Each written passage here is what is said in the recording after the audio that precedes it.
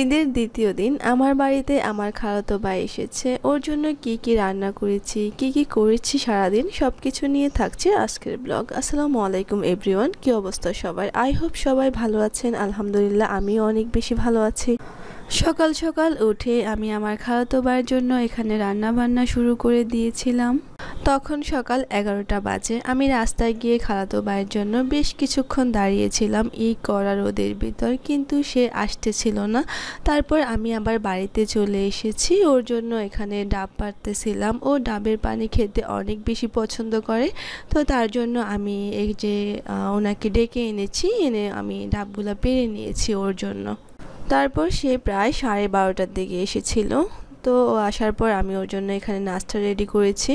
ওরা নাস্তা খাচ্ছিল আর ওইদিকে ভাইয়ারা ডাবের শাঁসগুলো বের করতেছিল। তো অনেকগুলোই হয়েছে।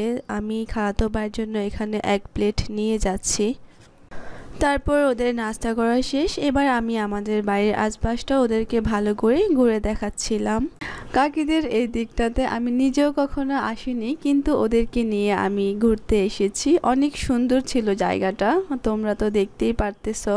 ঘুরতে ঘুরতে হঠাৎ অনেক বেশি বৃষ্টি চলে এসেছে, একদম পুরা ঝুম বৃষ্টি শুরু হয়ে গিয়েছে। এরপর আমি ওদের জন্য খাবার রেডি করেছি। ও তো চলে যাওয়ার জন্য অনেক বেশি তাড়াহুড়া করতেছিল, তো আমি তাড়াতাড়ি করে ওদেরকে খাবার দিয়ে দিয়েছি।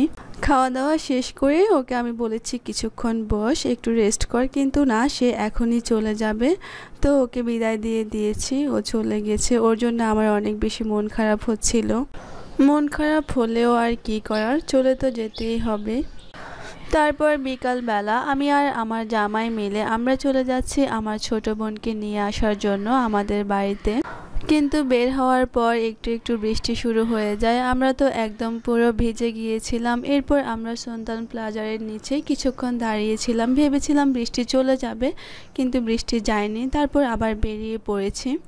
আমাদের এলাকায় গিয়ে দেখি যে রাস্তা একদমই শুকনা, আর কোনো বৃষ্টি নেই। আমি তো ভাবতেছি যে আমার আব্বু আমাকে কোথায় বিয়ে দিয়েছে যে এখানে বৃষ্টি হলে সেখানে বৃষ্টি হয় না। তো যাই হোক, আমরা তো যেতে যেতে একদম বাড়ির কাছাকাছি চলে গিয়েছি। বোনকে আমি আগেই বলেছিলাম যে কুতুবের হাট ওয়েট করার জন্য, কিন্তু সে বের হতে লেট করে ফেলেছে।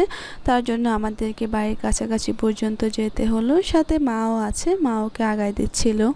এরপর মাকে বিদায় দিয়ে দিয়েছি আর আমি আর আমার ছোট বোন বাইকে উঠে গিয়েছি। তো আজকের ভিডিও এই পর্যন্তই। সবাই ভালো থাকবেন, নিজের খেয়াল রাখবেন আর আমার পেজটি অবশ্যই ফলো করবেন। আল্লাহ হাফিজ।